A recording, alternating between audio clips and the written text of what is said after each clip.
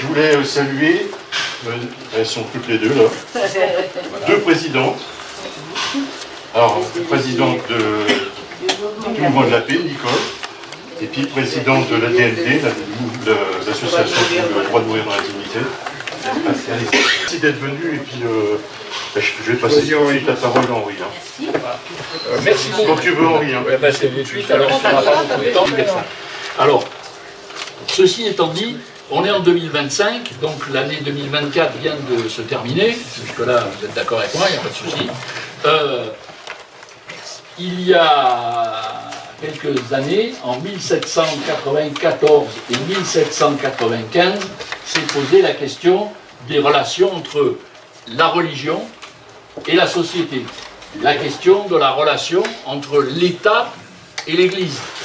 Et les religions, mais l'État et l'Église principalement, dans ce pays. Et je pense que c'est une bonne circonstance, le début de l'année 2025, la fin de l'année 2024, pour revenir sur ce qui s'est passé. Parce que souvent, on nous rebat les oreilles avec la question de la laïcité et on lui fait, comment vous dire, on lui fait subir les pires avanies à la laïcité. Et donc il est nécessaire, je crois, de revenir sur ce que c'est réellement et surtout sur ce que ça n'est pas. Sur ce que ça n'est pas. Et pour ça, il est toujours intéressant de revenir sur le passé, sur l'histoire. Il a été dit par quelqu'un que ceux qui ne connaissent pas l'histoire sont condamnés à la revivre, et souvent par ses pires côtés. D'ailleurs, en ce moment, on voit un certain nombre de campagnes qui sont menées, ça rappelle furieusement le début des années 30 quand même. Donc, en 1789, pour commencer par le début, il y a eu la Révolution française, la prise de la Bastille, une série d'autres événements sur lesquels on n'a absolument pas le temps de revenir, mais c'est ce qu'on appelle une révolution. Dans tous les pays du monde, les gens appellent ça la grande révolution française. Il n'y a qu'en France qu'on dit la révolution française, mais partout c'est la grande révolution française.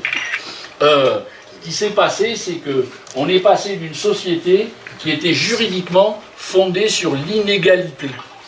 Je ne vous fais pas un cours d'histoire, mais vous vous souvenez les trois ordres, ce qu'on a appris à l'école, le clergé, la noblesse et le tiers-état, qui lui-même était très hétérogène, sur le bourgeois très très riche, jusqu'à des pauvres malheureux qui n'avaient même pas un quignon de pain à manger par jour. Mais c'était une société extrêmement égalitaire qui reposait sur un principe, qui d'ailleurs est toujours celui de l'Église catholique: toute autorité, tout pouvoir provient de Dieu. Et ainsi, la monarchie, c'était une monarchie de droit divin. Il y avait un roi qui était roi parce que Dieu l'avait voulu, et que donc cette domination sur la société, cette division de la société en trois ordres comme ça, c'est quelque chose qui correspondait à la volonté de Dieu. Et à l'époque, les prêtres disaient: ce qui est en bas doit être comme ce qui est en haut. Dieu, les anges, les saints, tout le truc, le sujet que je connais moins bien. Et donc il y avait comme ça cette partition, et que c'était un ordre, comment dire, qui était inattaquable, inaltérable, parce que tout simplement c'était ce qu'ils appelaient l'ordre naturel des choses.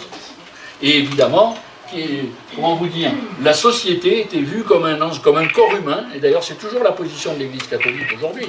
La société, c'est un corps humain, et évidemment, si des membres, les mains, les bras, la tête, les genoux, les pieds se révoltent contre la tête, c'est aussi une très très grave maladie.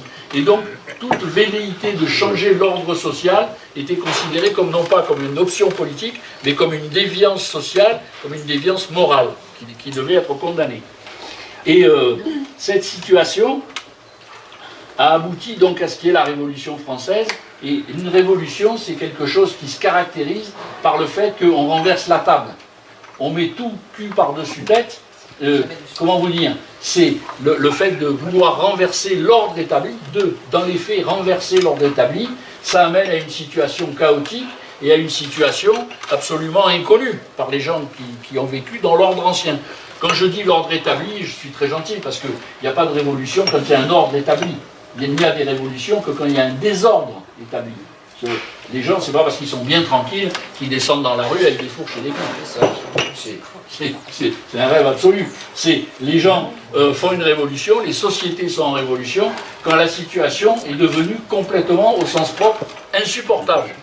Et donc, évidemment, quand il y a eu la Révolution française, les révolutionnaires, qui au départ n'étaient pas républicains, leur idéal c'était une monarchie tempérée, une monarchie constitutionnelle, où quand même le peuple est un peu son mot à dire, notamment en matière de payer l'impôt, aller à la guerre ou pas y aller, enfin voilà, toute une série de choses comme ça. Et les gens, forcément, comme nous d'ailleurs, et les gens, forcément, en tout temps, en toute époque, en tout lieu, raisonnent dans le cadre de la vie qu'ils ont, dans le cadre de la société dans laquelle ils sont. Ce n'est pas des constructions tout droit sorties dont on se demanderait où. Et donc, ils ont vécu toute leur vie dans une situation où il y avait interpénétration entre l'État et la religion. Plus exactement, en France à ce moment-là, entre l'État et l'Église. Et qui était au service de qui? L'Église était au service de la monarchie, incontestablement, et en même temps, écoutez, si vous étiez, par exemple ici, là, vous êtes dans une réunion organisée par la Libre Pensée, il y a un certain nombre, j'espère, le plus grand nombre possible, d'adhérents de la Libre Pensée, et vous êtes donc en situation de péché mortel, vous méritez l'excommunication. Alors aujourd'hui, on se dit qu'il vaut mieux être excommunié que licencié. Ça c'est sûr. Mais à l'époque, l'excommunication, ça veut dire que vous étiez condamné par l'Église. Et c'est l'Église qui vous condamnait, mais c'est les argousins du roi qui venaient vous chercher chez vous pour vous passer à la question et à l'estrapade. C'est ça que ça veut dire. Quand il y a interpénétration entre la religion et l'État, ça veut dire que si vous êtes condamné par un tribunal religieux, ben c'est la force publique qui vient vous taper sur la tête. Ce qui est, comme vous savez, très douloureux. Et donc, ayant vécu dans cette situation, la préoccupation de l'Assemblée constituante, au début de la Révolution française, l'Assemblée constituante, ça a été de dire il faut renverser l'ordre des choses, il faut avoir une position plus raisonnable. Il faut que nous mettions la religion, que nous mettions l'Église au service de l'État. Et donc, c'est ce qui a donné, je vais très vite, la constitution civile du clergé. C'est-à-dire que les prêtres et les évêques devaient jurer fidélité. Alors, au début, en 1790, au roi, à la République, au roi, à la Constitution, et puis après, à partir de 92, on a dû jurer fidélité, non plus au roi, mais à la République. Voilà. Et donc, il y a eu cette situation, ce qui a créé un schisme dans l'Église. Parce que les croyants, très logiquement, on dit, si vous êtes, je ne suis pas croyant, bien entendu, il peut y avoir, on parlera après de religion ou pas, des libres penseurs, mais moi, personnellement, je suis athée résolument. Mais pour quelqu'un qui est croyant, qui pense qu'il y a une entité supérieure, même une divinité, la logique est quand même que la divinité est au-dessus de l'être humain, fût-il roi, préfet de police, même s'il habite à l'Élysée, il y a quand même quelque chose qui est au-dessus de lui, même si lui pense que non. Voilà. Et donc, considérer que le pouvoir politique est supérieur au dogme de l'Église, c'est quelque chose qui était extrêmement choquant pour ces gens. Alors que pour d'autres, c'était une absolue nécessité pour pouvoir asseoir la société sur d'autres bases notamment de l'égalité en droit des citoyens. Et ça a créé une situation très compliquée, et cette situation de constitution civile du clergé, ça a amené un certain nombre de prêtres, suivis par un nombre certain de fidèles, à dire on va prêter serment à la Constitution. Et puis un certain nombre, ce qu'on a appelé les prêtres jureurs, et un certain nombre qu'on a appelé les prêtres réfractaires, à dire nous refusons, d'ailleurs à l'appel du pape, de prêter serment, etc. etc. Et donc, ça n'a pas créé une situation de laïcité, cette constitution civile du clergé, pas du tout. Ça a créé une situation de schisme dans l'Église. Et d'ailleurs, le fait de vouloir peu ou prou subordonner un appareil religieux à l'État, c'est pas de la laïcité. C'est ce qu'on appelait à l'époque, qu'on appelle toujours d'ailleurs, du gallicanisme, ou en Angleterre, de l'anglicanisme. C'est-à-dire que le chef de la religion, c'est le roi, en l'occurrence en Angleterre, mais on pourrait imaginer que ça pourrait être un président élu ou émanant d'un coup d'État, ou aller savoir quoi. Parce que tout pouvoir vient de Dieu, je rappelle. Bon. Et donc c'est des conceptions religieuses de ça. Les ultramontains qui disent le pape et tout, et les gallicans qui disent non mais quand même ici on est en France, on n'est pas à Rome, c'est des débats religieux, c'est pas un débat républicain ça, c'est pas un débat laïque. La question n'est pas que la religion doit être subordonnée à l'État, ni que l'État doit être subordonné à la religion. Et c'est pour ça qu'il y a eu cette situation de guerre civile. Ça, c'est pas la seule raison, mais ça a beaucoup contribué à la Vendée, la schisme dans l'Église catholique, à la Vendée et à la chouannerie. Et d'ailleurs, les républicains ont cheminé dans le cours des événements. Hein. Il y a des gens qui pensent que, vous savez, dès qu'il y a une révolution, même qu'il y a une grève dans une boîte, il faut chercher les meneurs. Au début, c'est stupide de chercher les meneurs. En général, j'étais longtemps syndicaliste quand je travaillais à l'hôpital, c'est ministre, en général, c'est le ministre qui déclenche les grèves. Hein. Je crois que c'est les syndicalistes qui déclenchent. Si les collègues ne veulent pas faire grève, vous pouvez toujours raconter votre vie, passer matin, midi et soir dans les services, ils disent non, c'est bien ce que tu fais, mais enfin, tu comprends, ça coûte cher, voilà, j'y vais pas. Par contre, quand le ministre dit on va vous sucrer la prime et tout, alors là, alors on cherche le meneur. En général, il est le suprême meneur à l'Élysée. Hein. Il est nulle part ailleurs. Et bien sûr, après, dans un mouvement, il y a des gens qui sont portés en avant. Parce qu'ils sont plus courageux que d'autres, parce qu'ils ont une plus grande gueule que les autres, parce que, bon, il y a tous les cas de figure possibles. Si on a les deux, c'est bien. Voilà. Les révolutionnaires ont été amenés à tâtonner, à chercher. C'est des êtres humains, c'était des êtres humains. Aussi, quelle que soit la hauteur de leur vue, des gens comme Saint-Just, comme Robespierre, comme d'autres, ce sont des êtres humains. Et il y a eu des tâtonnements. Cette histoire, par exemple, de Robespierre, qu'on peut admirer tout à fait par ailleurs, de la déesse raison, de l'être suprême, etc. C'était des recherches de la solution. Mais voilà, ça allait vers le fait de religion d'État. Et ça pose un problème. Parce que les gens ne sont pas religieux, les gens qui ont une autre religion, à partir du moment où il y a une religion d'État, quelle qu'elle soit, imaginez qu'il y ait un athéisme d'État. Il y aurait une police qui passerait sur les trottoirs ici pour vérifier que personne ne rentre dans aucune église, dans aucune mosquée, dans aucune synagogue, dans aucun temple. Moi, je n'ai pas envie de vivre dans une société comme ça. Hein.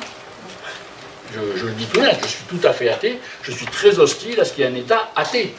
Je suis partisan du fait que l'État ne s'occupe pas de ça. L'État n'a pas à s'occuper de la conscience des citoyens. L'État, il n'est pas là pour être gendarme de la conscience. Il est là pour construire des routes, des ponts, des écoles, des piscines, etc. Voilà. Des routes et des ponts. C'est une question d'actualité. Et à un moment donné du processus révolutionnaire, j'abrège à outrance, au risque d'être mal compris, un conventionnel, la convention, les conventionnels, mais alors l'histoire est ainsi faite que moi je pense que Robespierre était un type tout à fait formidable, mais celui qui a eu l'idée, c'est un de ceux de la séparation, c'est un de ceux qui a mené le coup d'État de Thermidor contre Robespierre, c'est Cambon, le conventionnel Cambon. Robespierre avait désigné comme ça en disant la contre-révolution est aux finances. Et comme quoi la vie est compliquée, mais elle est d'autant plus compliquée que sur son lit de mort, quelqu'un a demandé à Cambon qu'est-ce qu'il regrettait le plus de toute sa vie. Et il a dit la mort de Robespierre. Vous voyez, la vie est très compliquée, les gens sont compliqués, c'est des choses comme ça. Et donc, la Convention, pour se sortir de la guerre civile créée par le schisme et tout ça, a dit il faut qu'on se sépare, qu'on ne s'occupe plus de ça, qu'on laisse les gens, la conscience des gens, qu'on laisse leurs convictions religieuses en paix, que l'État se dégage de ça. Et ça a commencé par en 1794, en septembre, si je me souviens bien, 1794, par le fait de dire toute dépense liée au culte est supprimée du budget de l'État. C'est-à-dire, on ne s'en occupe plus, et il y a une bonne preuve qu'on ne s'en occupe plus, c'est qu'on ne paye plus. On ne paye plus les dépenses liées au culte.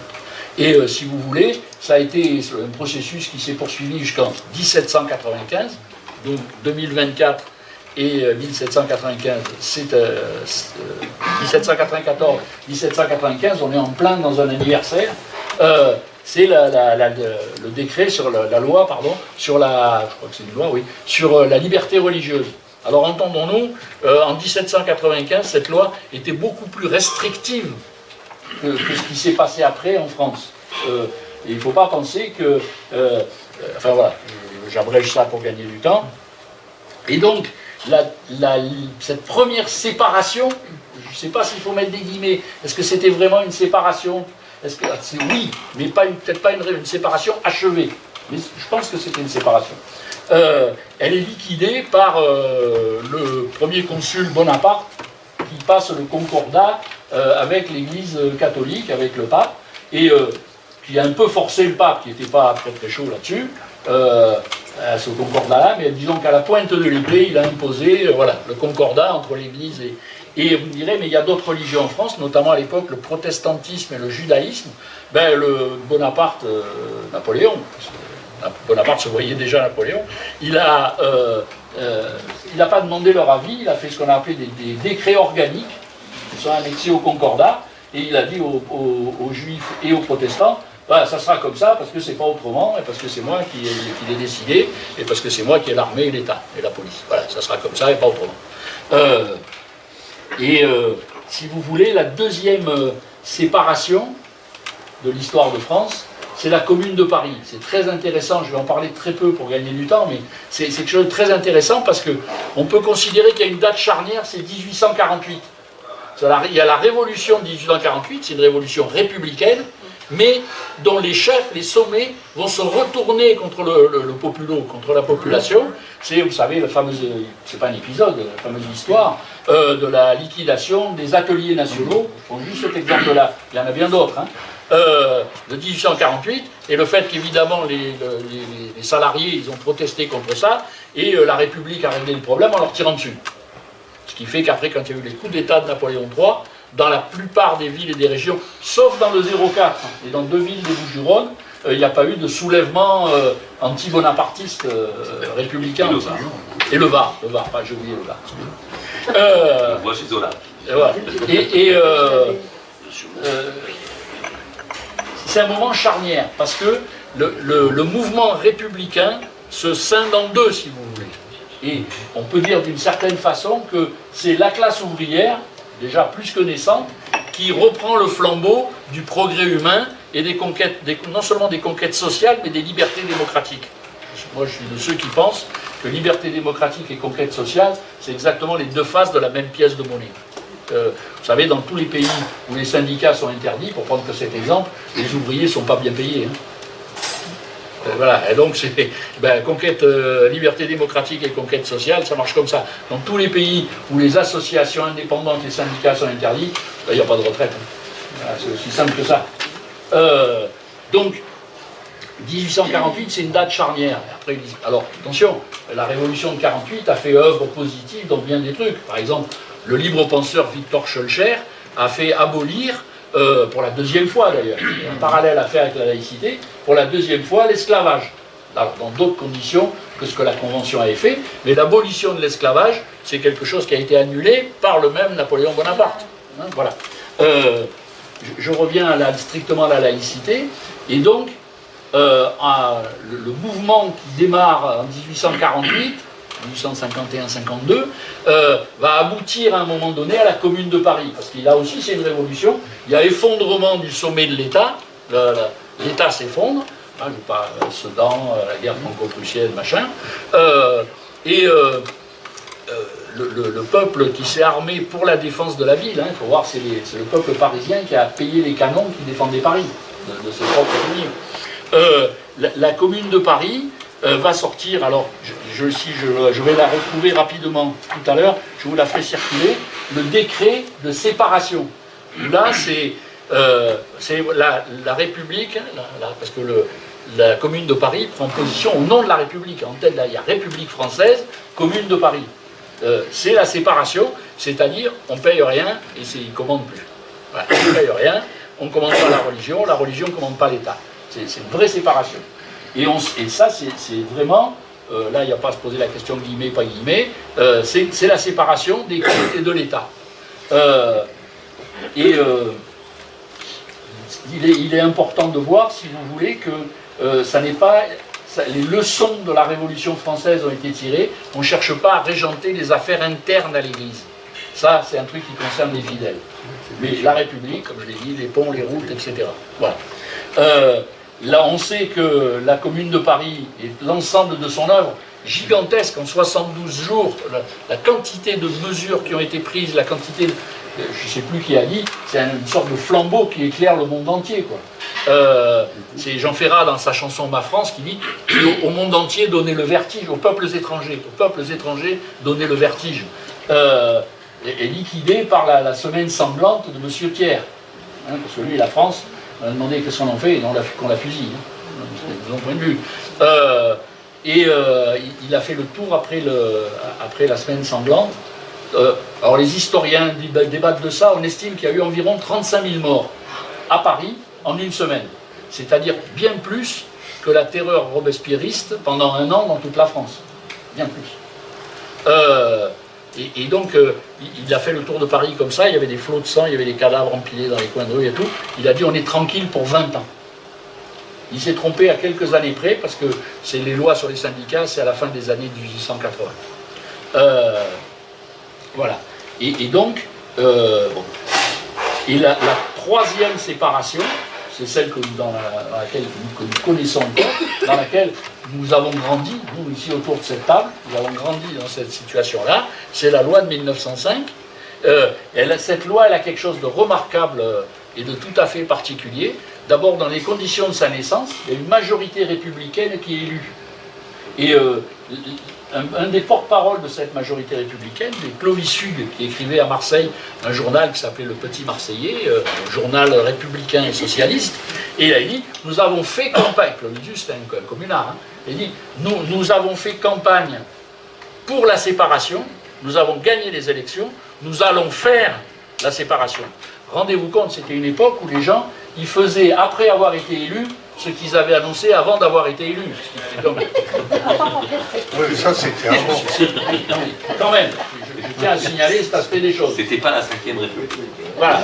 Et donc ils l'ont fait, et il faut voir que ça n'est pas, parce que souvent il y a des théoriciens qui disent que c'est un compromis entre l'Église catholique et la République. Absolument pas. Absolument pas. La République a dit on ne cherche pas à subordonner l'Église à l'État, et c'est Camille, son nom va me revenir, le rapporteur, si quelqu'un peut m'aider, le rapporteur... Aristide Briand. Aristide Briand, merci. Il a dit, il a dit, parce que c'était un libre penseur, il a dit la libre pensée, elle est pour la séparation, elle n'est pas schismatique, elle est démocratique. C'est-à-dire que c'est une loi exceptionnelle et formidable, parce que c'est une loi de liberté. Regardez, il n'y a pratiquement rien qui est interdit. C'est, article 1, la République garantit la liberté, assure la liberté de conscience. Assure la liberté de conscience, elle garantit la liberté de culte. Elle garantit la liberté de culte. Et donc, parce que tout simplement la liberté de conscience, on sait tous ce que c'est la première des libertés, c'est la liberté de penser et de s'exprimer comme on veut, parce que penser dans son fort intérieur, d'accord, mais c'est de pouvoir dire ce qu'on pense. C'est un écho direct à la Déclaration des droits de l'homme et du citoyen, dans son article 10. Nul ne peut être inquiété pour ses opinions, même religieuses.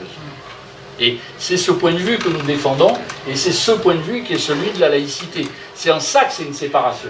C'est que, si on croise en sortant une patrouille de gendarmes ou de CRS, ils ne vous demandent pas si vous sortez de la mosquée, de la synagogue, de l'église, du temple, ou du bar d'en face, après avoir fait une belote avec les copains. Ce qui est plutôt l'option que je représente ici, vous l'avez compris. Et donc, l'article 2, forcément pour que l'État assure la liberté de conscience, il ne faut pas qu'il y ait une religion d'État, qu'il y ait une religion officielle. Et donc la République ne reconnaît, ne salarie, ni ne subventionne aucun culte. Attention, ne reconnaît pas, ça ne veut pas dire que c'est un gouvernement d'imbéciles qui ne sait pas qu'il y a des religions en France. On parle en termes, c'est un terme juridique, la reconnaissance. Par exemple, on est beaucoup à être parents ici, si on reconnaît un enfant, ça veut dire que nous considérons que nous avons à son égard un certain nombre de devoirs et qu'il a à notre égard un certain nombre de droits. C'est ça, reconnaître.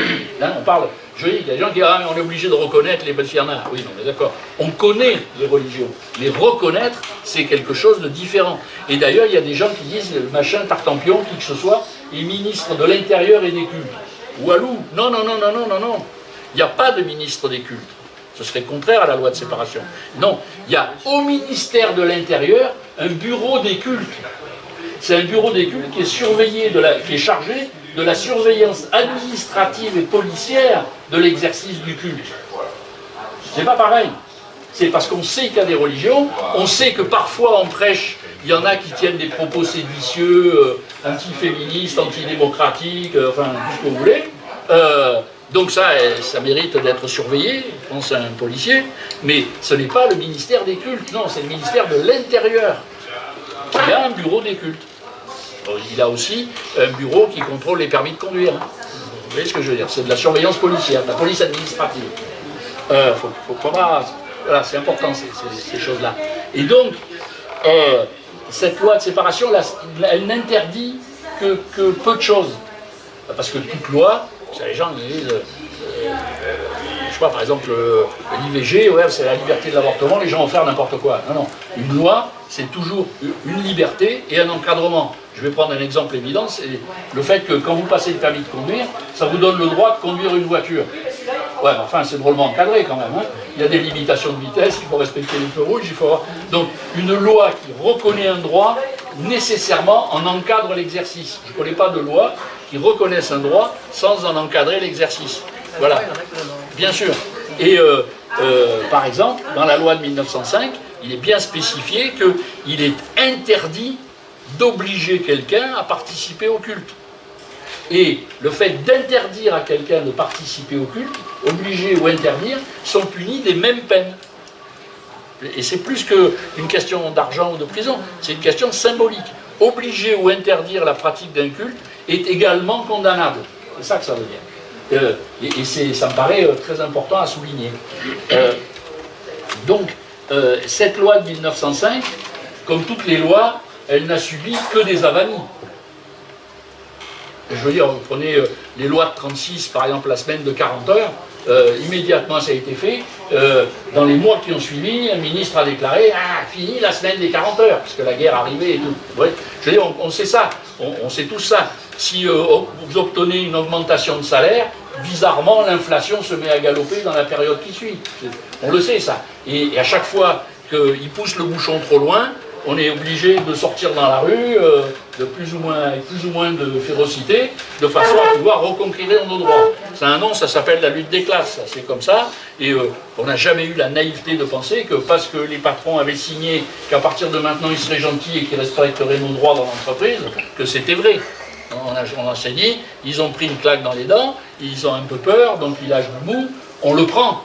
Parce que alors après, si on arrête, au nom du fait que jamais rien n'est définitivement acquis, j'accepte de jamais revendiquer, bon, alors là, ça veut dire qu'on est toujours à dormir dans des cartons tous dehors, et qu'il n'y a pas d'école publique, il n'y a plus rien.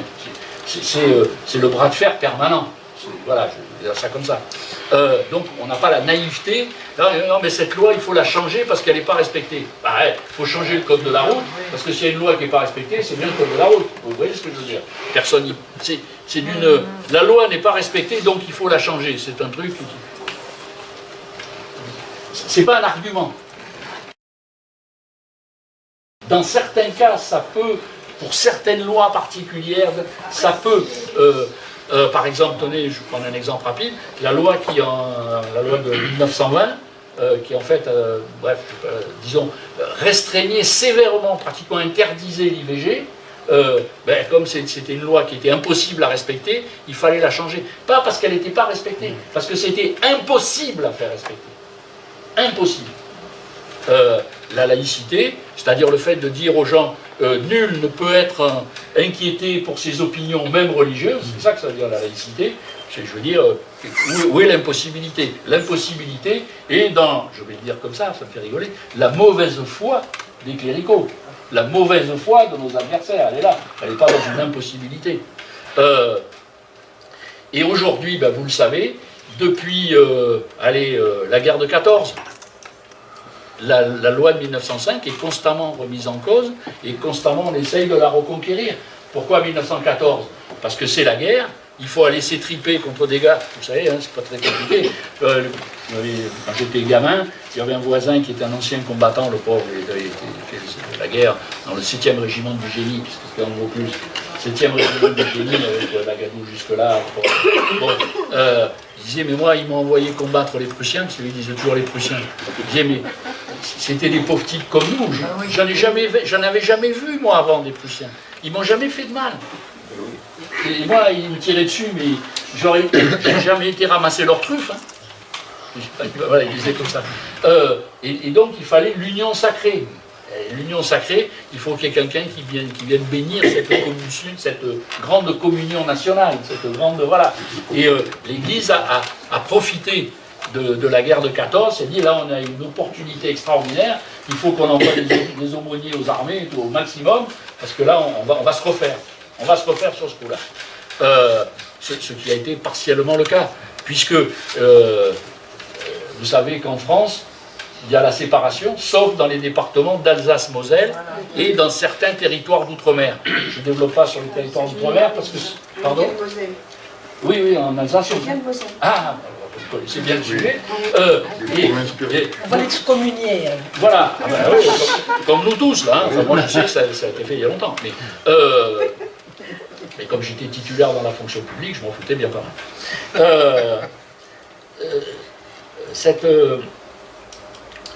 Cette question, c'est posé la question en 1919, de dire maintenant on a récupéré les anciens territoires annexés par l'Allemagne, et donc il faudrait étendre la laïcité au département d'Alsace-Moselle. Oui. Et donc c'était d'ailleurs un gouvernement de gauche en 1924, et je crois que c'était, si je me souviens bien, mais peut-être j'ai le cartel des gauches. Le cartel des gauches, c'est ça. Ils ont réfléchi vachement au truc, et comment on n'était pas loin de la guerre de 14, et qu'il y avait l'union sacrée, machin, tout ça, et puis qu'il y avait encore de nouvelles guerres coloniales, notamment, qui se profilaient à l'horizon. Ils ont pensé qu'il ne fallait pas trop fâcher l'Église, et donc ils ont dit, on va provisoirement surseoir à toute décision. Et voilà. Ça, à mon avis, c'est de là que vient l'expression. En France, il n'y a que le provisoire qui dure. C'est pas impossible que ça vienne de là. Parce que provisoirement en 1924, on est toujours dans ce contexte. Je rappelle que c'est quelque chose d'extraordinairement inégalitaire qui sert de modèle, qui a servi de modèle à tous les gouvernements qui veulent diviser la population en différentes... diviser la population en différentes catégories. En Alsace-Moselle, je me souviens, un évêque, l'évêque catholique, hormis les avantages voiture avec chauffeur, machin, il est payé à l'indice 640. Enfin, quand je travaillais, il était payé. Oui. Et à l'indice 640 de la fonction publique. Voilà. Non, pas l'évêque, c'est qu'on a préfet. Pardon ? Payé cadre supérieur de la sidérurgie. Oui, tout à fait. Moi, j'ai fini ma carrière cadre sup à l'hôpital, et il avait 20 points d'indice de plus que moi. Je l'avais un peu les gants, parce que moi, je travaillais quand même.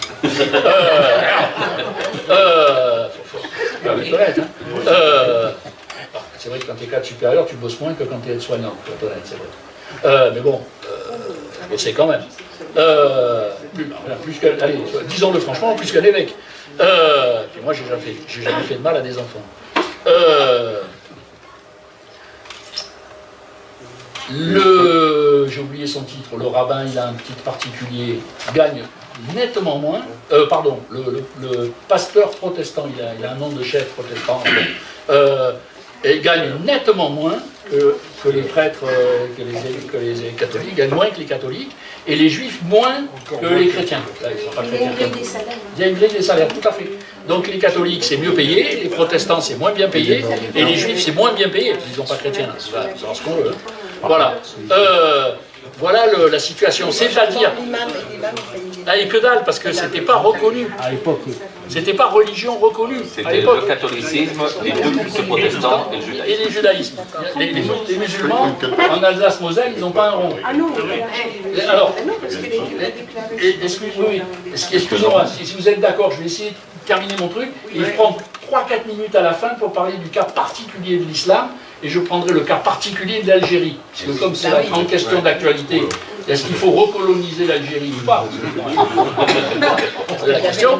Je voudrais juste prendre un petit exemple de ce truc-là. Tout à l'heure. J'essaye de terminer. C'est pas facile, hein. J'avais préparé tout ça, je m'obligeais à abréger curieusement. Alors, c'est la principale, première grande entorse à la laïcité. La deuxième énorme grande entorse. Alors, je tiens quand même à dire que la libre pensée, on peut nous aimer ou pas nous aimer, c'est un truc, mais il y a deux reproches qu'on ne nous fait jamais. C'est un, de ne pas avoir étudié nos dossiers, on ne nous a jamais dit ça, ni qu'on était des dégonflés. Je vous donne un exemple qu'on n'est pas des dégonflés, c'est qu'on a adhéré, comme beaucoup d'autres, en 1934, à la plateforme de Front Populaire. Vraiment, Front Populaire. Qui a eu son avènement en 1936, après, vous savez, les élections, il y a eu les élections d'abord et la grève après. Et puis après, un Front Populaire, et comme ils ont vu que ça coinçait avec le patronat, qu'on n'arrivait pas à aboutir, il y a eu la grève. La libre pensée a quitté la plateforme de Front Populaire quand il a été clair, net et établi que le gouvernement Léon Blum n'avait pas l'intention d'abroger le concordat d'Alsace-Moselle. À cette époque-là, dire on quitte la plateforme de Front Populaire pour cette question de la laïcité, voilà, fallait, hein, voilà, donc on n'est pas des dégonflés, ça c'est sûr. Et on a continué dans cette voie. La deuxième grande catastrophe qu'a vécu, la deuxième grande torpille dévastatrice qu'a connue la laïcité, c'est la loi Debré. Alors je rappelle que 1958, c'est De Gaulle qui arrive au pouvoir, comme a dit René Coty, le premier des Français est enfin le premier en France, enfin. C'est un coup d'État militaire. Les plus anciens d'entre nous s'en souviennent, oui. Parce que souvent ils mêlent le truc, ouais, l'OAS, non, ça c'était le coup d'État du carteron de généraux, l'OAS, machin. Non, moi je parle du coup d'État de 58. Celui qui a été mené par Salan et Massu, avec Delbecq, représentant personnel de De Gaulle. Ils ont créé un soulèvement militaire, pour dire les choses, avec un comité de salut public à Alger, et il était question que Sabarde, et notamment, c'était pas seulement question, il y a un bataillon parachutiste qui s'est emparé de la Corse. Oui. Il faut se rappeler de tous ces événements-là. Je vais très vite, hein, mais voilà. Et donc, à ce que la Corse, c'est le territoire métropolitain, hein, comme disait l'autre. Qu'on les voit arriver à Marseille, à Lyon, à Paris, c'est pas tout. Bon, et c'est pour conjurer le danger, l'opération était celle-là, c'est De Gaulle a été rappelé. Bon, c'est pas lui qui était rappelé à l'époque, mais là, bon, De Gaulle a été rappelé, et je vous passe les détails, la Constitution de 58, donc il fallait tout de suite une Constitution.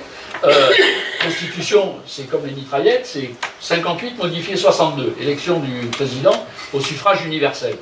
Ce qui fait d'ailleurs qu'on n'est pas en République. On croit qu'on est en République en France. Souvent on gueule, même avec les flics et tout, attendez, on est quand même en République. Ben non, hein. Parce qu'une République, c'est normalement, il n'y a qu'un seul, depuis 1790, il n'y a qu'un seul souverain dans la nation, c'est le peuple.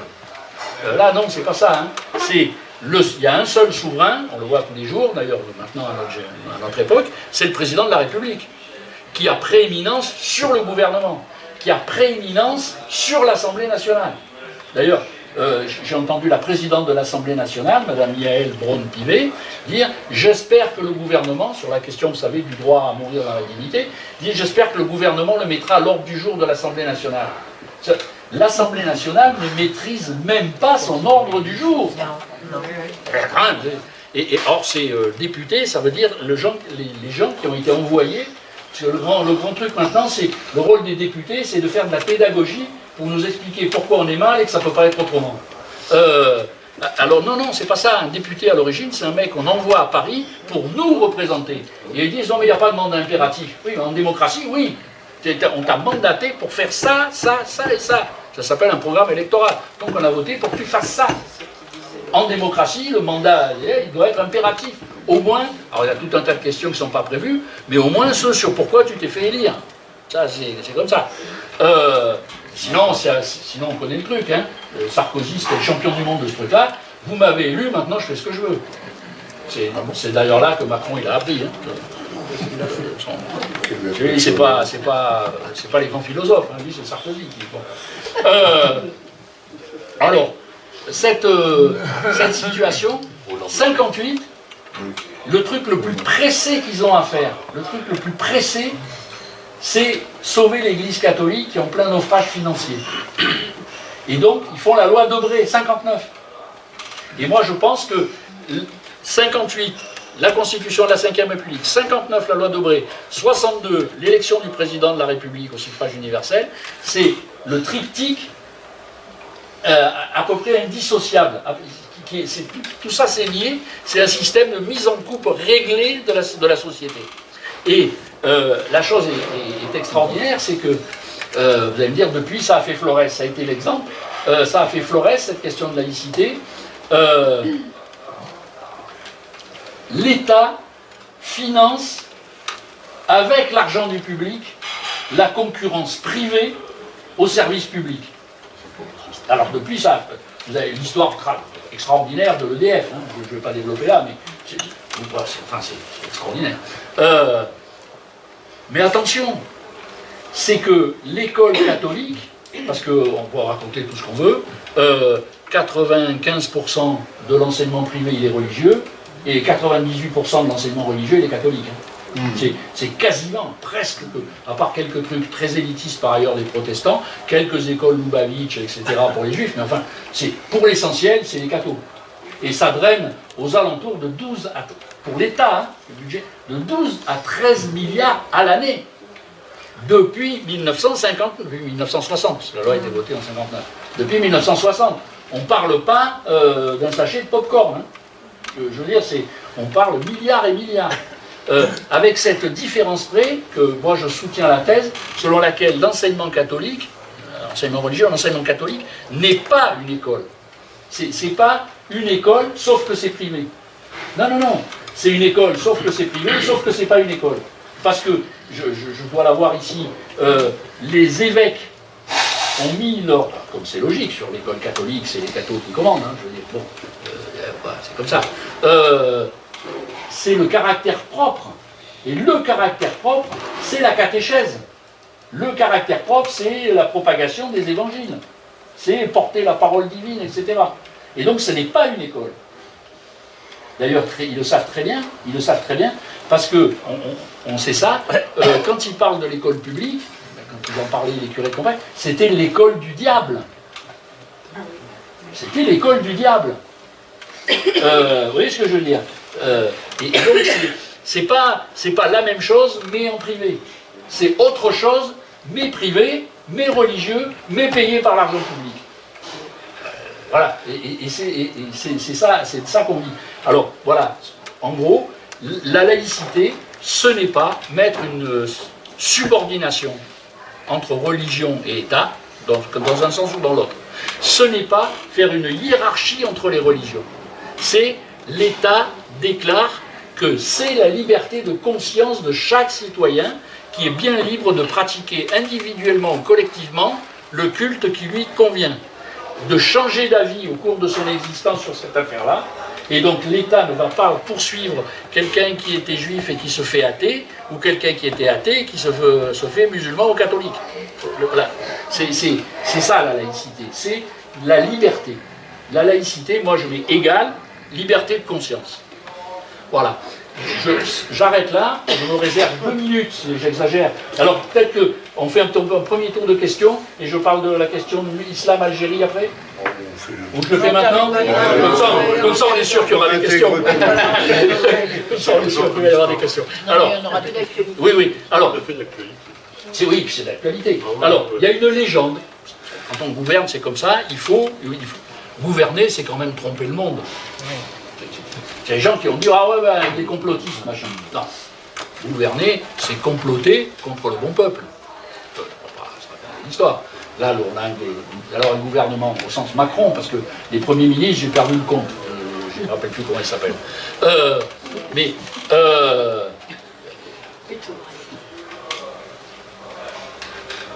On nous raconte cette légende extravagante, mais incroyable, que en 1905, il faut revoir la loi de 1905, parce que quand elle a été promulguée en 1905, il n'y avait pas de musulmans en France.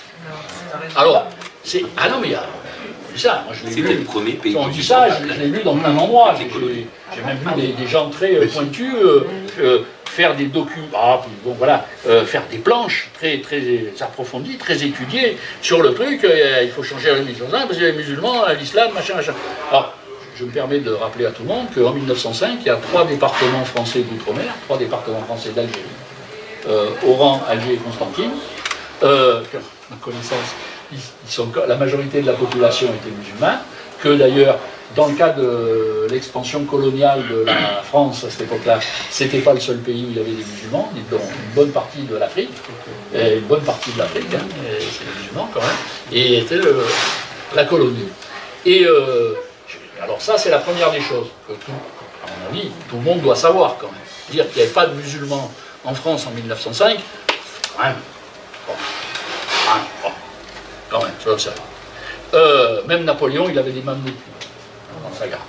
Mais c'était très minoritaire, alors que l'Algérie, c'est trois départements. Quoi. Alors ça, c'est la première des choses. La deuxième chose que tout le monde n'est pas obligé de savoir, parce que ça, ils ne font pas trop de publicité là-dessus, à l'origine du mouvement national algérien, il y a un mouvement qui s'appelle... alors c'est un peu compliqué. Vous avez le premier truc, c'est un des neveux d'Abdelkader qui s'appelait les Mir Khaled. J'espère que je prononce bien. Khaled. Bon, Khaled. Bien. Il fait une lettre au président de la République en 1924. C'était Paul Doumergue, je crois. Et dans sa lettre, il y a 10 points de revendication. Très poli, monsieur le président, on est très content. Attention, hein, c'est un gouvernement de gauche à ce moment-là, hein, le cartel des gauches. Il est content. Voilà. Donc il y a 10 points. Dans les 10 points, c'est en gros les 10 points, les 10, c'est reconnaissance de l'égalité entre les Français et les musulmans, entre les métropolitains et les musulmans. Et notamment, il dit la liberté de culte, la séparation des cultes avec l'État, etc. Je l'ai là-dedans, j'essaye de la retrouver, sinon je la ferai passer à Marc, qui vous l'enverra à tous. La lettre de l'émir Khaled, en 10 points, président de Doumergue. Vous avez le mouvement des religieux. Vous savez ce qu'ils appelaient les oulémas, je ne sais pas s'ils appellent toujours les oulémas, c'est-à-dire en gros c'est les docteurs de la foi, c'est ceux qui savent la religion. Parce qu'ils n'ont pas vraiment, les sunnites, ils n'ont pas vraiment de clergé, hein, ils n'ont pas de... Voilà. C'est des gens qui ont étudié la religion et qui ont un point de vue sur... Voilà, et qui le font savoir. Le mouvement des oulémas, dans les années 30, fait une déclaration à laquelle participe toute une série de composantes du mouvement national algérien, pour parler vite, dans laquelle par exemple il y a des noms qui sont devenus célèbres après, Ferhat Abbas, et qui reçoivent le soutien de Messaliadj, qui représente l'étoile nord-africaine, je dirais un mot. Et la revendication, ça reprend en développant, en écrivant, c'est en 1943.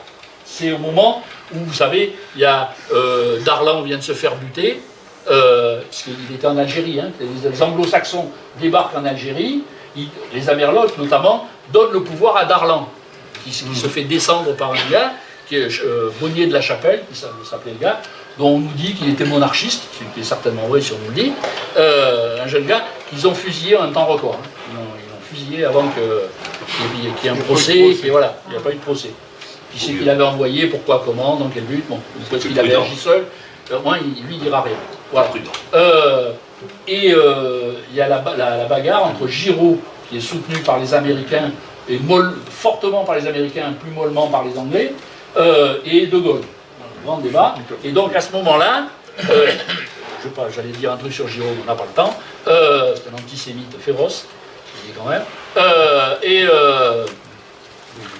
le mouvement des oulémas avec les Algériens qui modérés, qui réclament la démocratie, etc., Ferhat Abbas, et Messaliadj, avec le soutien, il n'était pas là, avec le soutien de l'étoile nord-africaine de Messali, il demande, c'est la reprise plus élaborée, plus tenant compte des circonstances, les textes de l'émir Khaled. 24. Et toute la revendication de l'étoile nord-africaine, qui est devenue après le Parti du peuple algérien, qui est devenu après le MTLD, Mouvement pour le triomphe des libertés démocratiques, voilà. Et c'est la puissance coloniale, la France, qui s'oppose à l'application de la loi de 1905 en Algérie. Pas dans les années que je viens de citer, hein, je disais, voilà, les revendications du mouvement national algérien. C'est en 1907, je crois, peut-être je me trompe d'une année, je crois en 1907, le gouverneur général de l'Algérie demande au ministre des colonies, son chef, demande au ministre des colonies qu'est-ce qu'on fait? En 1905, décembre, fin 1905, on a voté la loi de 1905 de séparation. L'année 1906 s'est écoulée, on est en 1907. Qu'est-ce que je fais moi en Algérie? Comment on fait ça et comment on fait ça? La réponse du ministre des colonies s'appelait Maginot, celui de la ligne. Oui, bon. Ministre Maginot. Il a fait une carrière politique. Hein, voilà, il était ministre des colonies. Il répond. Oui, d'accord, c'est 3 départements français, mais la phrase est exacte. Je ne me rappelle plus du texte en entier, mais cette phrase-là, je ne lis pas facilement. Elle est exacte. Dans le souci de notre domination, il faut continuer, alors j'emploie une formule, mais enfin à subventionner en fait les religieux musulmans pour qu'ils défendent la soumission à la puissance coloniale à la France. Voilà l'autre grande torpille contre la laïcité. Alors, donc non seulement tout au long il a été refusé l'égalité des droits, etc., puisque les plus anciens se souviennent qu'il y avait en Algérie 2 collèges électoraux, celui des citoyens français et celui des sujets français, les musulmans. Voilà. Et donc c'était un système profondément égalitaire, et dans le souci de notre domination, il faut refuser l'application de la laïcité en Algérie. Voilà. Je referme cette parenthèse. Tout ça pour dire qu'aujourd'hui, à quoi on assiste? On assiste à une offensive multiforme contre la laïcité parce qu'on veut la transformer en un instrument de domination. On veut faire en sorte que, vous savez, tout le monde comprend, il suffit de voir le gouvernement Attal, Barnier, machin, la dissolution. Ils ont peur que d'une chose, c'est qu'on les prenne à la gorge. Ils ont peur d'être pris à la gorge, et donc ils essayent de dévier le truc pour qu'on se prenne à la gorge entre nous. C'est une vieille tactique, diviser pour régner. C'est une vieille tactique. Et donc ça vise à réintroduire. Parce qu'au nom de la laïcité, on a fermé, le mois dernier, je crois, le dernier lycée musulman conventionné. À Vérovès. Non, il y a encore, ils en ont fermé encore un, le mois dernier. Il n'y en a plus. Il n'y a plus en France de lycée musulman conventionné dans le cadre de la loi de Bray. Par contre, vous allez voir, le raccourci est saisissant. Vous avez entendu parler de Macron, certainement, de Marseille également. Vous savez que Macron est venu à Marseille, qu'il a rencontré le maire de Marseille, il s'appelle M. Benoît Payan, et qu'ils ont fait Marseille en grand. Alors ça, on en a entendu parler de Marseille en grand. Alors les Marseillais gueulent un peu parce qu'en fait, il n'y a pratiquement pas une copec qui a été versée. Vous savez, les promesses ne coûtent pas cher. Mais ils ont fait un truc extraordinaire. Dans le quartier qui s'appelle Aringue, à Marseille, c'est un petit morceau, moi je connais bien Marseille, c'est mon secteur. Voilà, en gros c'est les quartiers nord, hein, le côté littoral des quartiers nord de Marseille. Il était prévu, dans le cas de Marseille en grand, c'est un quartier en rénovation, de construire un collège, qui était prévu pour être un collège public. Et bien ils ont changé d'avis, la mairie, la métropole, le département, la région, chacun pour ce qui le concerne, là je dis lycée c'est collège, collège, donc sur le département, mais pas seulement, parce que c'est un office municipal qui fournit le terrain, enfin bref, je ne rentre pas dans les détails. Ils ont transformé ça en collège privé. Le projet c'était public, la réalisation c'est privé. Et alors le nom choisi, s'appellera, dans les quartiers nord de Marseille, ça s'appellera le collège Loyola. Et comme vous le savez, est le fondateur, Ignace, qui est le fondateur de la compagnie des Jésuites. En Torquemada, ils n'ont pas osé. Mais bon, Loyola. Donc avec tout ça bien sûr sur fonds publics, alors, ils disent oui mais il y a une participation de fonds privés. Ah bon, Monseigneur est trop bon, Monseigneur est trop bon.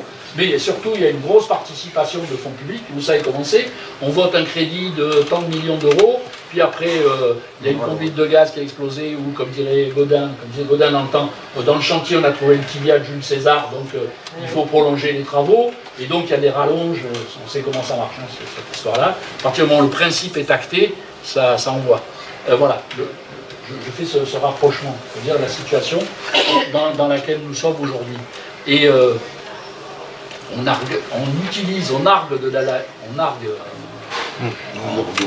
on prétend faire usage de laïcité dans un sens, et dans l'autre côté, on ouvre grand les vannes pour envoyer du pognon J'ai là une petite brochure si ça vous intéresse sur les financements dans les Bouches-du-Rhône de l'enseignement privé. C'est pas une mince brochure comme vous voyez. C'est avec les moyens de la libre pensée qu'on a fait ça. Nous parlons de millions d'euros. Voilà, je suis désolé d'avoir fait si vite. Alors ça donne, je suis désolé, j'ai un peu bossé, ça donne l'impression d'être un peu bâclé parce qu'on est comprimé par le temps. Voilà. Très bien. Bien.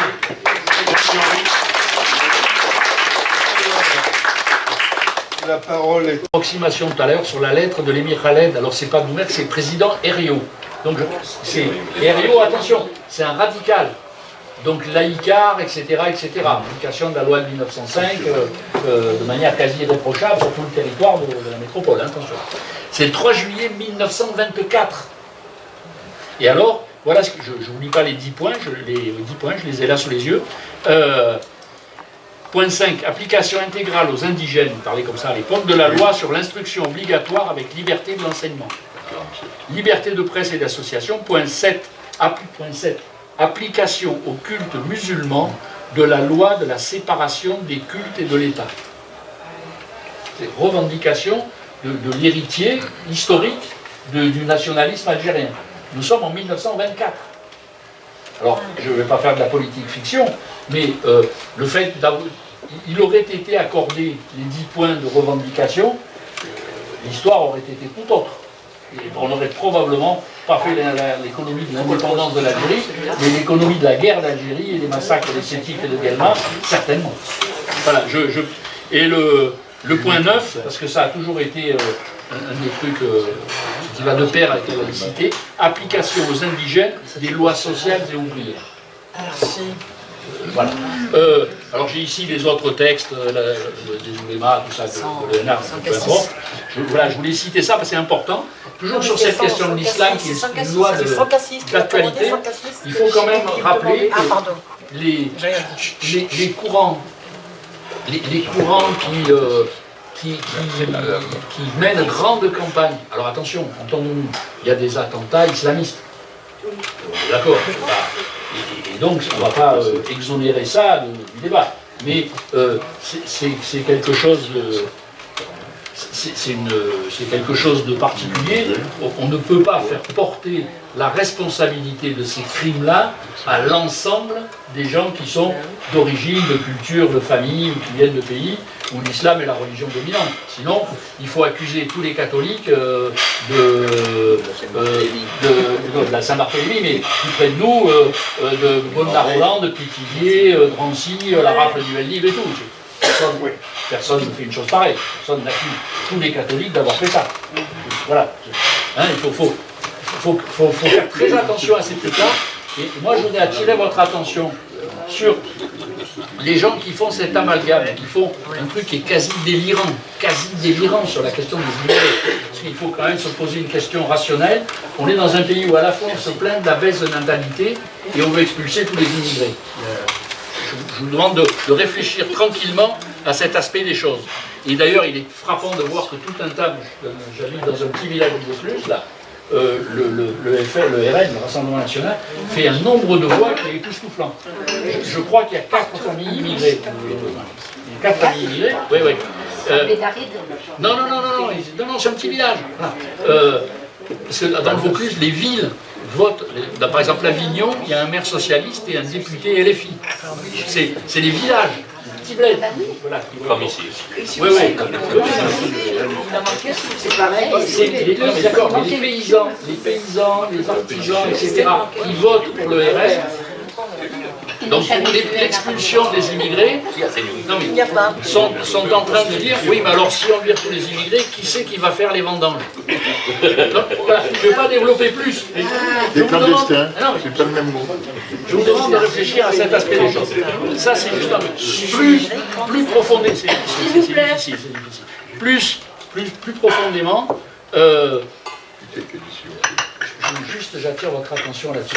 Les gens qui, aujourd'hui, voudraient pousser toute la société, nous, à persécuter les musulmans, ce sont les héritiers politiques des antisémites des années 30 et 40. Total. s'il faut des preuves, je vous en donnerai, on n'a pas le temps là, mais j'en ai. Ce sont les héritiers politiques de ces gens. Et je vais le dire comme ça pour gagner du temps. Au rugby, des fois, quand un match tourne mal, on dit les mouches ont changé d'âne. Vous voyez enfin, une mouche, ça reste une mouche. Hein. Voilà. Alors, juste pour terminer sur la question, c'est important, la question des jours fériés. Oui, il y a des trucs religieux, parce que de la même façon que si vous allez faire du tourisme au Maroc, ce qui m'est arrivé, il y a des minarets, des trucs, c'est des siècles de civilisation qui ont marqué le truc. En France, vous ne trouvez pas un village où il n'y a pas une église. Vous voyez, ça a marqué la civilisation. Dans le Gard, il y a toutes les des temples protestants, tout à fait, mais voilà. Mais c'est choquant. C'est choquant. Moi j'ai enseigné avec des musulmans, c'est très choquant de leur dire que demain c'est férié. Je suis d'accord, mais j'essaye d'expliquer pourquoi on a gardé les jours fériés. Parce qu'on a essayé un calendrier républicain, qui était très poétique, très bien formé. Il avait, pour un travailleur et un syndicaliste, un avantage majeur, c'est que le dimanche c'était tous les 10 jours. Oui, c'est des décadis, c'est tous les 10 jours. Alors que là, les religieux, le dimanche c'est tous les 7 jours. Ça. Et oui, voilà. Et ça pèse beaucoup. Alors, après, que ça soit l'œuvre, non, c'est une question sérieuse, parce que ça permet d'aborder, que ça soit un problème d'éducation, etc., d'instruction, d'enseignement, qu'on soit plus universaliste dans le choix de nos fériés. L'exemple même de l'universalisme, c'est le 1er mai. Le 1er mai, c'est la journée internationale des travailleurs. On peut avoir des jours fériés universalistes, pacifistes. D'ailleurs, aujourd'hui, on sait que le 11 novembre, c'est une manifestation pour les uns patriotique, etc., etc. Pour les autres, c'est un rassemblement pacifiste contre la guerre. Vous voyez ce que je veux dire? Donc, il y a un vrai truc. La seule chose, c'est que, je veux dire comme ça, mais ne prenez pas ombrage, c'est pour parler vite. Hein, à la libre pensée, on est très attentif à l'avenir de l'humanité, c'est dans l'instruction. C'est dans l'instruction, et il faut éviter de prendre des mesures administratives qui pourraient choquer la conscience, y compris des croyants. Vous savez, c'est le fameux débat sur la question du délit de blasphème. Nous, on ne revendique pas le droit au blasphème. C'est un truc religieux, le blasphème. En quoi ça nous concerne? Il n'y a pas de définition. Voilà, j'ai des Espagnols dans ma famille. Si vous saviez les jurons qu'il y a en matière de blasphème, ils en connaissent un rayon, les mecs. Les vieux anarcho-syndicalistes. Et le reste. Et donc, comment vous dire, c'est un truc religieux. Moi, on peut dire ce qu'on veut. Nous, on est contre le délit de blasphème. C'est-à-dire qu'on poursuit les gens. Alors que ça soit parce qu'ils aient fait des caricatures de Mahomet, parce qu'ils aient dit Caragognos ou autre chose. Vous voyez ce que je veux dire? C'est voilà, notre travail à nous, c'est mettre en avant la nécessité de l'instruction, la nécessité du savoir, du débat, de la liberté de conscience, de la liberté d'expression. Voilà, c'est indirect par rapport au... Mais voilà, je voulais insister là-dessus. Mais sinon, sur les jours fériés, c'est tous les 10 jours, toutes les semaines, tous les 7 jours. C'est pour ça que... Oui, mais alors, il faut donner raison à Bayrou, alors. Il faut donner raison à Bayrou d'interdire la loi sur la fin de vie, sur la cessation de grossesse, sur la contraception... Non, alors voilà. Alors, c'est une question importante. Pourquoi? Parce que nous ne réclamons pas un droit au blasphème, nous sommes contre le délit de blasphème. Ça veut dire que nous ne cherchons pas à choquer les convictions des religieux, mais on ne veut pas qu'ils nous imposent leurs dogmes. Voilà. Et donc, en matière par exemple, de fin de vie, etc., de quel droit, au nom d'un principe religieux qui est le leur, qu'ils ont le droit d'avoir, qu'ils ont le droit de s'appliquer à eux-mêmes, ils ont le droit. Ils ont le droit de ne pas demander de s'opposer à ce qu'on mette fin à leur vie s'ils souffrent. Eux, ils pensent que la souffrance leur permettra de gagner leur paradis. C'est ce qu'ils nous disent, en tout cas. Voilà, c'est leur problème. Il y a des gens qui veulent rester 40 jours à ne pas manger entre le lever et le coucher du soleil. C'est leur droit. Au nom de quoi voudraient-ils nous imposer ça? Il n'y a aucune raison. Voilà, tu vois le... Voilà. Je vais très vite, je suis désolé. Sur l'état des lieux, on a commencé dans les Bouches-du-Rhône, pas chaque année, parce que c'est un gros travail. On a fait ça, je me permets de te donner cette petite brochure. On a, à la mesure de nos moyens, région, département, communauté, les principales mairies, les 3 principales mairies des Bouches-du-Rhône, on a vu où est-ce combien d'argent ils versaient, etc. Ça tient dans cette brochure. Attention, les 3 principales mairies, il y a 220 mairies dans les Bouches-du-Rhône. Hein. Donc le chiffrage, c'est Marseille et Arles. C'est sous-préfecture. On s'aperçoit qu'il y a un pognon, mais de folie, qui est versé à l'enseignement religieux. Un pognon de folie. Un pognon de dingue.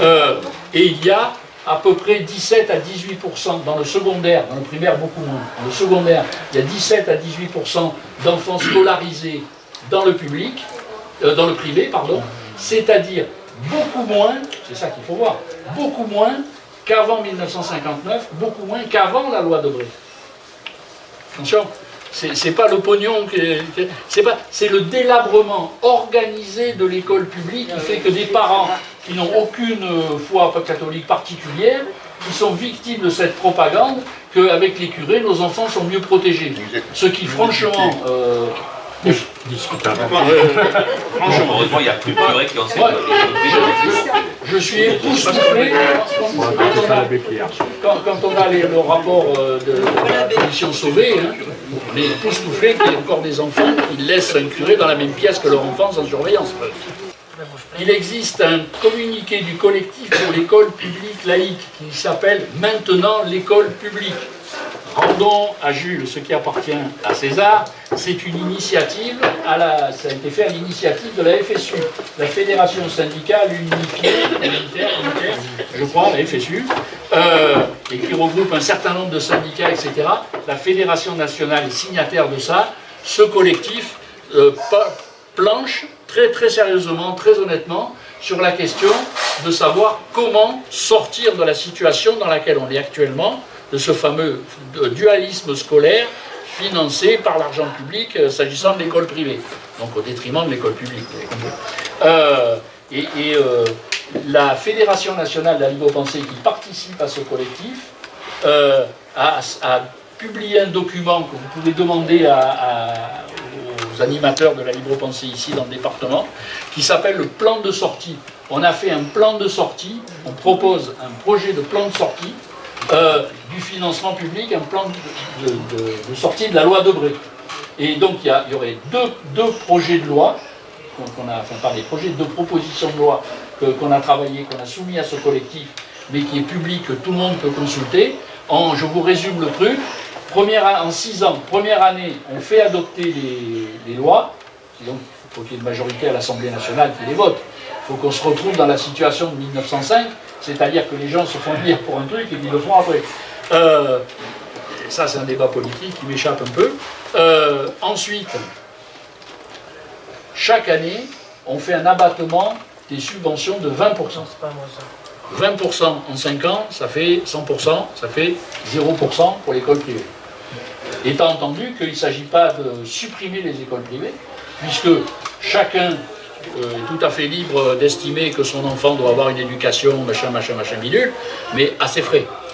Tout tient à ça. Fonds publics à l'école publique, école privée, fonds privés. Et donc pourquoi un plan en 5 ans? Parce que si d'un coup vous demandez à tous les établissements scolaires publics d'absorber presque 20%, c'est impossible. Donc comme toute loi, il y a le principe qui est voté et ensuite un plan je travaille dans la fonction publique, je connais bien ça, un plan en 5 ans pour mettre en place les trucs, construire les collèges nécessaires, les écoles nécessaires, etc. Et évidemment, le problème du corps enseignant, c'est l'intégration des enseignants du privé qui le souhaitent et qui remplissent les conditions dans les corps de la fonction publique. Voilà, c'est très rapidement ça. Et pour conclure tout à fait définitivement, effectivement, comme on est à une année importante, qui d'ailleurs, on le voit, c'était pas prévu au départ, mais le calendrier électoral, risque fort de coïncider. Et donc l'année 2025, anniversaire de 1905, 120e anniversaire, qu'on mette au centre du débat, avec bien d'autres questions par ailleurs, mais pour ce qui nous concerne, nous, au centre du débat, la question du rétablissement plein et entier de la loi de 1905 telle qu'elle a été votée par la majorité républicaine d'alors, et que soit donc abrogée la loi Debré et tout le cortège de lois anti-laïques que je n'énumère pas, je crois qu'il y en a 26, que je n'énumère pas. Dernier petit point un peu humoristique, vous avez vu que notre président Macron, Micronaparte, a été faire un discours à Notre-Dame de Paris. Oui. Voilà. Vous savez que c'est strictement... Oui, il pleuvait, il a dit qu'il pleuvait dehors. Nous, on pense qu'une puissance nucléaire doit pouvoir acheter un parapluie à son président de la République. Enfin, ce discours, c'est en violation délibérée, vous allez me dire, de la loi de 1905, vous me direz, mais lui, il n'est pas laïque, il s'en fout. Mais enfin, en tant que président de la République, il est censé respecter la loi. Mais comme il est président de la 5e République, vous savez qu'il a une impunité, il ne peut pas être poursuivi, etc. Ce qui prouve bien qu'on n'est pas dans un pays démocratique, puisque sur la fin de sa carrière, même Louis XVI n'avait pas un tel pouvoir. Trump aux États-Unis n'a pas un tel pouvoir. Il n'est pas. On a vu avec l'affaire Nixon, par exemple, ou l'affaire Clinton, qu'un président des États-Unis n'est pas à l'abri d'une procédure judiciaire. Macron, oui, tant qu'il est président. Alors, vous allez me dire, il n'est pas laïque, il s'en fout. Oui, mais juste un truc, j'attire votre attention, dans la lutte, dans le cadre de la loi sécurité, qui fait le pendant de la loi séparatisme que tu as justement dénoncé, il y a une augmentation des peines de prison et des peines d'amende. Les sanctions ont été tout à fait aggravées dans la loi de 1905, modifiées, pour punir encore plus les gens qui feraient des discours politiques dans un lieu de culte. C'est-à-dire qu'il a fait adopter une loi punissant plus sévèrement les gens qui feraient des discours politiques dans les lieux de culte, moyennant quoi, lui va faire un discours dans un lieu de culte. Tout ça pour dire la sincérité de leur campagne contre l'islamisme, etc., etc. Parce que, à partir de là, moi, c'est pas le cas, vous l'avez compris, mais je serais un imam, je me dirais, mais moi, j'ai pas le droit de faire un discours dans ma mosquée, mais lui, il a le droit de faire un discours à Notre-Dame. Oui. Comment peut-on me juger? Comment osez-vous me juger? Vous voyez ce que je veux dire? Voilà, j'ai terminé. Je vous remercie de votre attention. Quelqu'un est intéressé, j'ai un exemplaire de la lettre de l'Église.